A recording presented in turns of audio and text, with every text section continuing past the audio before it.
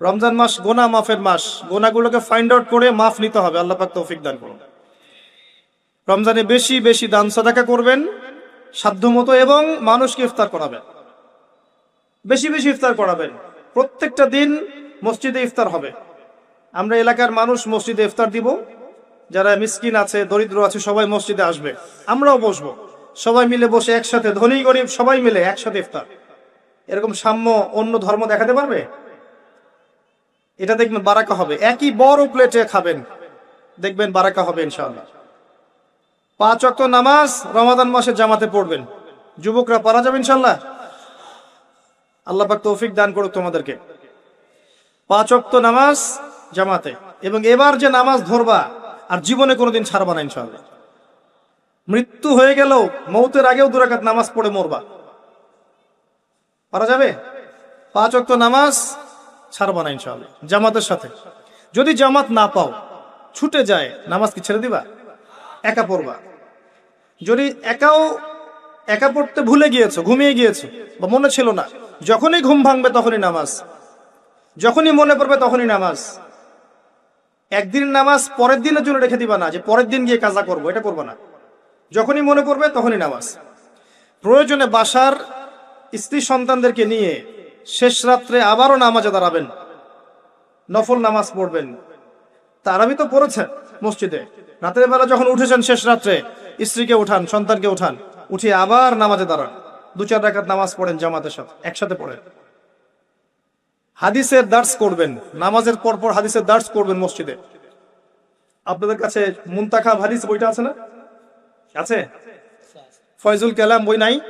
মিশকাত, বুলুগুল মারাম, রিয়াদুস সালেহিন, এই বইগুলো আছে না?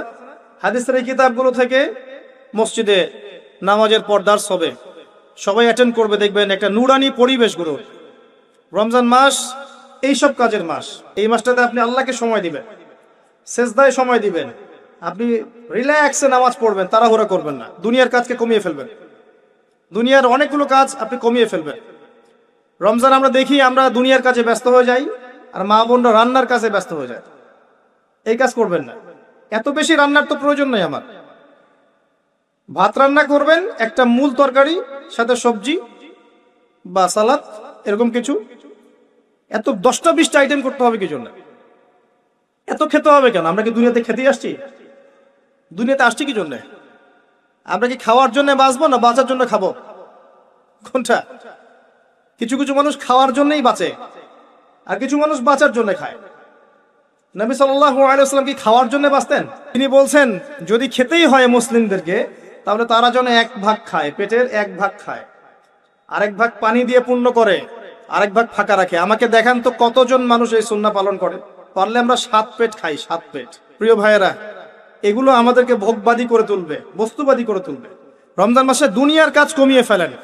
আপনি যদি আপনার 20,000 টাকা দিয়ে সংসার চলে যায়, আপনার 40,000-এর দিকে যাওয়ার দরকার নাই। যদি আপনার 2-3টা আইটেম দিয়ে আপনি খাওয়ার ক্লোজ করতে পারেন, আপনার 8-10টা আইটেম করার দরকার নাই। আপনি ওই সময়টা কোরআন তাদাব্বুরে দেন, কোরআন শিখেন, শেখান, হাদিসের দার্সে দেন, বাচ্চা কাচ্চাদেরকে সময় দেন, পরিবারকে সময় দেন, দিনের জন্য একটু মেহনত করেন, আল্লাহর পথে মানুষকে দাওয়াত দেন, আল্লাহর পথে মানুষকে দাওয়াত দেন, একটু সময় দেন। দুনিয়ার কাজ কমিয়ে ফেলেন, এটা আমার নসিহত থাকবে। আরো আছে, রমাদানে আমরা তারাবি খুব সুন্দর করে আদায় করবো ইনশাআল্লাহ। তারাবিকে গুরুত্ব দিবেন, এটা অত্যন্ত গুরুত্বপূর্ণ একটা ইবাদত। এখানে রাকাত সংখ্যা নিয়ে ঝগড়া করবেন না। রাকাত সংখ্যা নিয়ে ঝগড়া না করে নামাজের কোয়ালিটি বাড়ানোর চেষ্টা করবেন। নামাজটা হবে কোয়ালিটিফুল। 2 রাকাত নামাজ দেখলে মনে হবে চোখ জোড়ানো নামাজ, লম্বা কেরাত, লম্বা রুকু, লম্বা সেজদা, এবং সেজদায় বেশি থেকে বেশি দোয়া করবেন। রমাদানে সেজদায় বেশি বেশি দোয়া করবেন, কারণ আল্লাহ পাক বলেছেন, আল্লাহ রাসূল বলেছেন যে বান্দা আল্লাহর এত কাছে কখনোই যেতে পারে না যত কাছে সে সেজদারত অবস্থায় থাকে। সেজদারত অবস্থায় আপনি যা চাইবেন আল্লাহর কাছে সেটাই কবুল হয়ে যাবে ইনশাআল্লাহ। আল্লাহ পাক আমাদেরকে বেশি বেশি সেজদায় দোয়া করার তৌফিক দান করুন, আমিন। তারাবির নামাজে অনেক সেজদা পাবেন, প্রত্যেকটা সেজদায় 1-2টা করে দোয়া করবেন। আল্লাহ পাক কি খুব কঠোর? আপনি যদি কোনো দোয়াই না জানেন, আপনি ধরেন কোনো দোয়াই জানেন না, আপনি সেজদায় গিয়েছেন, বাংলাতেই বলেছেন আল্লাহ আমাকে মাফ করে দাও, আল্লাহ কি মাফ করবেন না? আল্লাহ কি বলবেন কেন আরবিতে বলো নাই? এত কঠিন করি কেন আমরা ইসলামকে? ইসলামকে আমরা এত কঠিন কেন করি? আল্লাহ পাক তো সহজ করে দিচ্ছেন। একজন ব্যক্তি আরবিতে কথা বলতে পারে না, আরবির দোয়া কালাম তার মুখস্থ নাই, অল্প কিছু আছে, বাকি সে পারে না। এখন সে সেজদায় গিয়ে বাংলায় যদি আল্লাহকে বলে ফেলে আল্লাহ আমার সন্তানটা অসুস্থ, তাকে শেফা দিয়ে দাও, আল্লাহ আপনাকে শুনবেন না? এই ভাষা কি আল্লাহ সৃষ্টি করেন নাই? আমরা ইসলামকে সহজ করে দেই। রমজানে তারাবির নামাজে বেশি বেশি দোয়া করবেন এবং রোজা রাখা অবস্থায় আপনি বেশি বেশি দোয়া করবেন। তিনজন ব্যক্তির দোয়া ফেরত দেওয়া হয় না, তিনজন ব্যক্তির দোয়া ফেরত দেয়াই হয় না। তার মধ্যে একজন হচ্ছে যে ব্যক্তি রোজাদার, রোজা রেখেছে, দোয়া করছে। রোজাদারের জন্য দুইটা আনন্দের মুহূর্ত আছে। একটা হচ্ছে ইফতারের সময় যখন সে ইফতার করে, আরেকটা হচ্ছে যখন এর প্রতিদান আল্লাহ পাক দিবেন পরকালে, ওই সময়টা সে অত্যন্ত খুশি হয়ে যাবে। রোজাদার ব্যক্তির মুখের ঘ্রাণ যে দুর্গন্ধটা বের হয়, এটা আল্লাহর কাছে মেশকম্বরের চেয়ে বেশি পছন্দনীয়। রোজা অবস্থায় বেশি বেশি দোয়া করবেন, নিজের জন্যে, পরিবারের জন্যে, সমাজের জন্যে, রাষ্ট্রের জন্যে, আমাদের মুসলিম উম্মার জন্যে, সবার জন্য দোয়া করবেন। দোয়াকে সংকীর্ণ করবেন না, সবার জন্য দোয়া করবেন।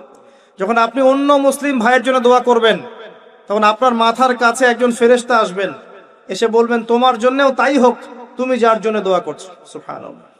আপনি দোয়া করেন যে আল্লাহ আবু তোয়া ভাইকে তুমি দীর্ঘ নেক হায়াত দিও, তাহলে দেখবেন আপনার মাথার কাছেই ফেরেশতা এসে বলবে যে তোমার জন্যও তাই হোক। এটা পলিটিক্স করলাম আপনাদের দোয়া পাওয়ার জন্য, তো এই দোয়া করবেন। আচ্ছা, আরো আছে।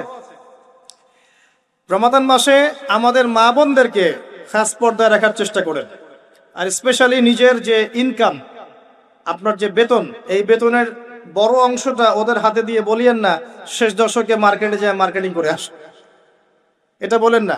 বলে শেষের দশকটা তারা নাপাক করে ফেলবে। শেষের দশকটা লাইলাতুল কদর পাওয়ার দশক, এই সময়টা ইতিকাফ করতে হয় মসজিদে, সুন্নত, যাতে করে আমরা লাইলাতুল কদর পেয়ে যাই। আর শেষের দশকে আপনি দেখবেন মুসলিমরা বেশি বেশি হাট বাজার করছে, মার্কেটিং করছে, ঈদের শপিং করতে হবে। এই শপিংটা আগে করা যেত না? এখন যদি আমার কাছে টাকা থাকে, আমি যদি একটা জুব্বা বানিয়ে রাখি বা একটা বোরখা কিনে রাখি, বাচ্চাদের কিছু কাপড় কিনে রাখি, এটা তার ঈদের দিন পড়বে, হক আদায় হবে না? করা যাবে না? ওই আগের রাতেই কিনতে হবে। দেখবেন আগের রাতে সারা এলাকায় গান বাজনা হচ্ছে, হোটেলে হোটেলে গান বাজছে, চায়ের দোকানে গান বাজছে, মনে হচ্ছে যেন শয়তান নাজিল হলো। আবার শয়তানকে বেঁধে রাখা হয়েছিল, এবার শয়তান খোলা, এবার শয়তান পৃথিবীতে বিচরণ করছে। প্রত্যেকটা দোকানে দোকানে শয়তান, গান বাজতেছে। ঢাকা শহরের রাস্তাঘাটে গিয়ে দেখবেন কি একটা অবস্থা, গান বাজতেছে, ডিজে পার্টি হচ্ছে, বোমা ফাটাচ্ছে, বোমা মানে চকলেট বোমা, পটকা পটকা এগুলো ফাটাচ্ছে, হই হুল্লা করছে, নাচ গান করছে, ছেলে মেয়ে একসাথে হই হুল্লা করছে, কি একটা মজা। এদের জন্য ঈদের আনন্দ। সারা মাস নামাজ পড়ে নাই, রোজাও ঠিকঠাক মতো রাখে নাই, দান সদকা করেনি, তারাবি পড়ে নাই, তাজকিয়ার কোনো খবর নাই, এদের জন্য কি ঈদের আনন্দ? কাদের জন্য? আল্লাহ পাক বলছেন কদ আফলাহা মান যাক্কাহা, সেই ব্যক্তির জন্য ঈদের আনন্দ। কদ আফলাহা মান যাক্কাহা, সে সফল হলো যে তাজকিয়া অর্জন করতে পেরেছে। কদ আফলাহা মান তাযাক্কা ওয়া যাকারা ইসমা রাব্বিহি ফাসাল্লা, এবং রবের নাম উচ্চারণ করতে করতে সালাত আদায় করতে ঈদগাহের মাঠে গিয়েছে। আল্লাহু আকবার, আল্লাহু আকবার, লা ইলাহা ইল্লাল্লাহ, ওয়াল্লাহু আকবার, আল্লাহু আকবার, ওয়ালিল্লাহিল হামদ, এটা পড়তে পড়তে ঈদগাহের মাঠে গিয়েছে। এর জন্য ঈদের আনন্দ। তো আমরা এই বিষয়গুলোতে একটু বেশি খেয়াল রাখার চেষ্টা করবো ইনশাআল্লাহ। আল্লাহ পাক আমাদের সবাইকে ইফেক্টিভ রমাদান পালন করার তৌফিক দান করুন, রমাদান মাসকে কোরআনময় করুন, আল্লাহুম্মা আমিন।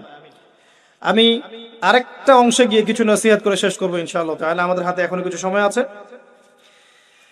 রমজান মাস কোরআনময় মাস, এই কোরআনময় মাসে আপনি কিভাবে কোরআন চর্চা করবেন, আমি একটা এক্সাম্পল দিচ্ছি খালি।